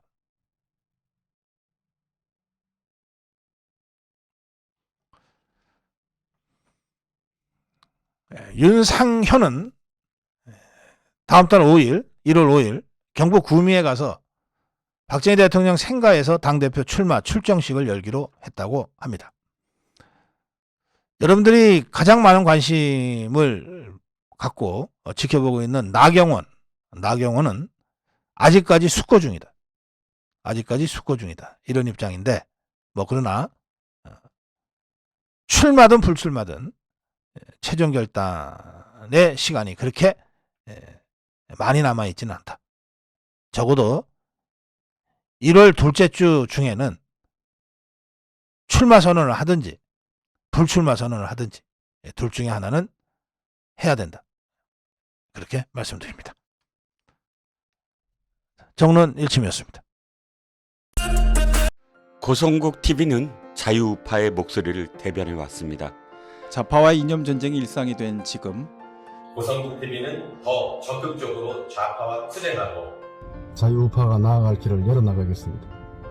우리 손으로 대통령을 만들었지만 아직 세상은 바뀌지 않고 있습니다. 고성국 TV는 여전히 좌파들의 음흉한 노란 딱지, 광고 탄압으로 여러 가지의 그 어려움을 겪고 있습니다. 자유우파 국민 여러분, 한 달에 10,000원씩 후원하는 만만 회원이 되어서 고성국 TV를 지켜주십시오.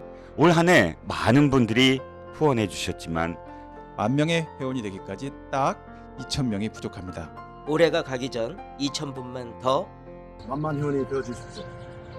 고성국 TV를 고성국 TV는 고성국 TV는 여러분이 곁에서 여러분과 함께 대한민국을 지켜나가겠습니다. 감사합니다.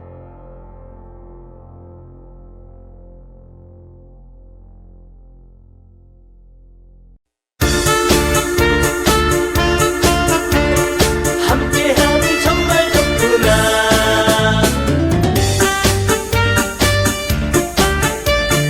나라 사랑아니고 생각하고 생각해봐도 잘못된 걸 어떻게 하나. 해봤자 소용없다. 가만히 있으면 달라집니까. 한 번도 못 본 나라 오면은 안 되는 세상. 이번엔 우리가 한다. 뭉쳐서 바꿔야 한다. 자유로운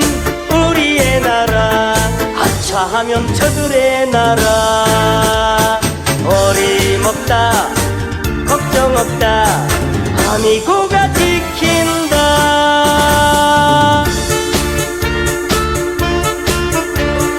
함께하니 정말 좋구나 나라 사랑하미고 생각하고 생각해봐도 잘못된 걸 어떻게 하나 해봤자 소용없다 가만히 있으면 달라집니까 한 번도 못 본 나라 오면은 안 되는 세상 이번엔 우리가 한다 뭉쳐서 바꿔야 한다 자유로운 우리의 나라 아차하면 저들의 나라 어림없다 걱정 없다 아미고가 지킨다